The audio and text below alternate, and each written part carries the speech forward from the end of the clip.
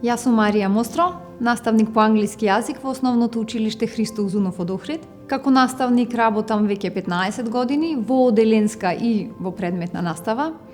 Верувам дека сум ведра личност, отворена сум за промени.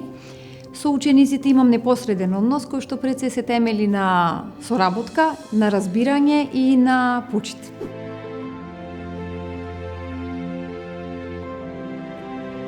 Она што еден наставник го издвојува од другите наставници, според мене е односот со учениците. Меѓу нив мора да има почитување. А знаењето како знаење, материјата ја поседуваме сите. Меѓутоа, односот е баш тој што те издвојува. Наставникот треба да биде човек кај кого би го оставиле своето дете. Со чиста совест. И наставникот треба да биде оној кај кој што детето сака да оди. Кај што сака да биде и ќе се чувствува сигурно.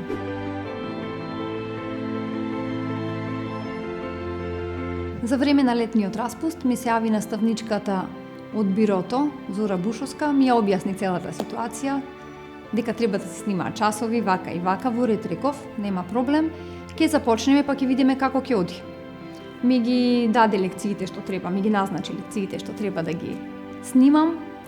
Почнуваме со снимање, презентациите направени, значи беа се подготвено, програмата спуштена и сега треба да се почне со снимање.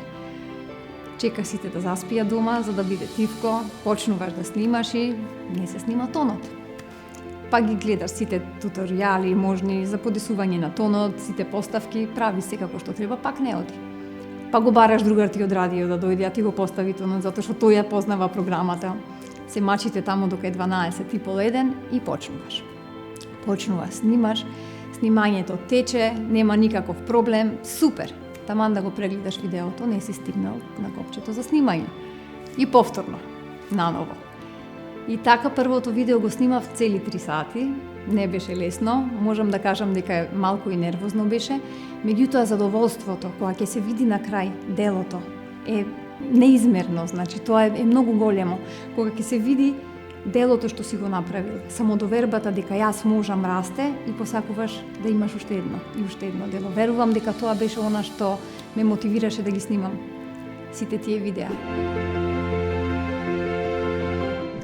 Во почетокот, кога ги гледав поставката, кога ја гледав, имав идеја дека тоа е некоја библиотека на материјали. Меѓутоа, од оваа гледна точка би рекла виртуелно училиште. Виртуелна училница.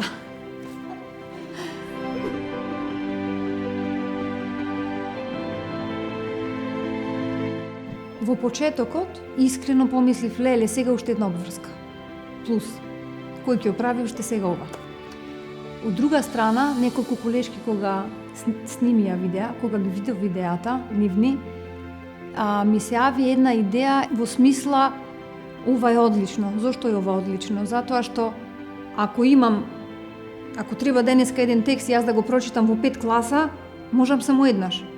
А децата ќе ме гледаат затоа што јас ке сум тука. Не дај Боже некогаш да сум болна, да не можам на училиште да одам, нема потреба се бара заменик наставник. Нема потреба децата да губат час.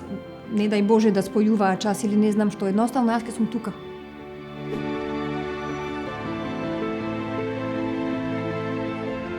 Чувството кога ќе ти се јави дете и ќе ти рече добив 5 или положив, тоа е она што не тера, тоа е она што не тера напред и што сакам повторно да го правам. Значи, ако треба една работа да ја повторам 10 пати, ќе ја повторам 10 пати, на 10 различни начини.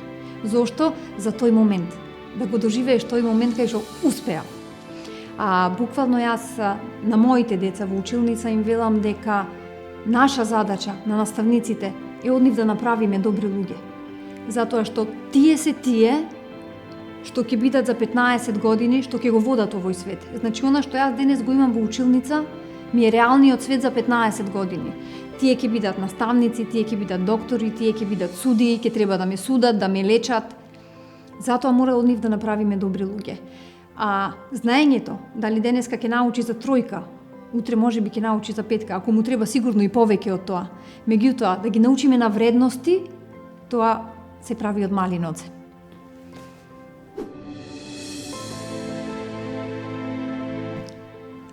Промени во образованието се повеќе од потребни.